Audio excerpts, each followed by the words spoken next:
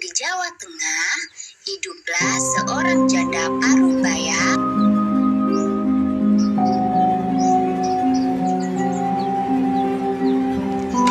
Pada suatu malam, Mbok Srini bermimpi. Dalam mimpinya, Mbok Srini bertemu sesosok raksasa yang menyuruhnya pergi ke hutan untuk mengambil bungkusan kain berwarna putih di bawah pohon besar. Pagi hari, Mbok Srini pergi ke hutan tempat ia biasa mencari kayu bakar. Kali ini, ia penasaran dengan mimpinya tadi malam. Sesampainya di bawah pohon besar, ia menemukan bungkusan kain kecil berwarna putih berisi biji mentimun. Tiba-tiba dari arah belakang Mbok Srini muncullah sesosok raksasa yang mirip seperti sosok raksasa yang ada di dalam mimpinya. Lalu raksasa itu berkata kepada Mbok Srini agar menanam biji mentimun. Kelak biji mentimun itu akan tumbuh menjadi seorang anak.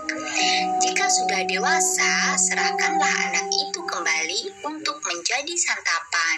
Meski masih merasakan takut yang luar biasa, setelah bertemu raksasa, Mbok Srini membawa pulang biji mentimun itu. Lalu ia tanam di pekarangan rumahnya. Tiap hari biji timun itu disiram dan dirawat hingga tumbuh menjadi tanaman mentimun yang berbuah. Anehnya, buahnya hanya satu, berwarna kuning keemasan dan terus membesar hingga mencapai seukuran bayi manusia. Lalu Mbok Srini memetik buah mentimun yang sudah matang itu untuk dibawa ke dalam rumah. Setelah dibuka, ternyata di dalam buah mentimun terdapat bayi perempuan. Mbok Srini lantas memberi nama bayi tersebut dengan nama Timun Mas. Timun Mas tumbuh menjadi gadis yang cantik, cerdas, dan baik hati. Saking sayangnya kepada Timun Mas, Mbok Srini lupa bahwa ia harus menyerahkan Timun Mas kepada raksasa yang jahat untuk dijadikan santapan. Akhirnya tibalah waktu raksasa jahat mendatangi Mbok Srini. Raksasa jahat meminta agar Timun Mas segera diserahkan kepadanya. Agar tidak menjadi santapan raksasa, Mbok Srini meminta perpanjangan waktu 3 hari lagi dengan alasan Timun Mas sedang sakit, sehingga dagingnya tidak enak untuk dimakan. Raksasa menuruti permintaan Mbok Srini dan menunggu hingga 3 hari. Jika sampai 3 hari Timun Mas tidak diserahkan, maka Mbok Srini yang harus menjadi gantinya. Mbok Srini lalu pergi meminta bantuan petapa sakti yang tinggal di atas gunung. Petapa sakti bersedia membantu Mbok Srini dengan menyerahkan 3 bungkusan. Bungkusan itu berisi biji semangka, jarum, dan petis.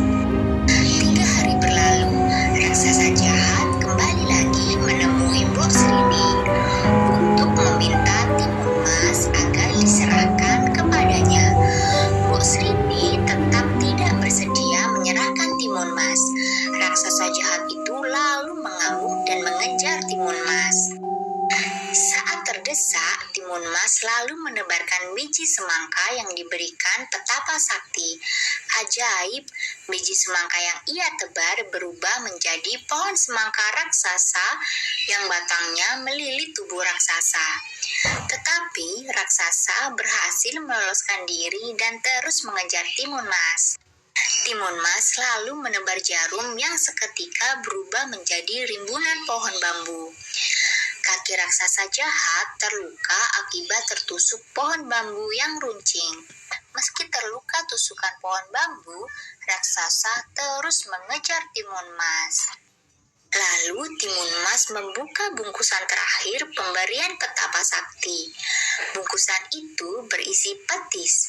Setelah dituang ke tanah, petis berubah menjadi lautan lumpur panas yang merendam tubuh raksasa hingga menemui ajalnya. Timun Mas akhirnya selamat dari terkaman raksasa jahat.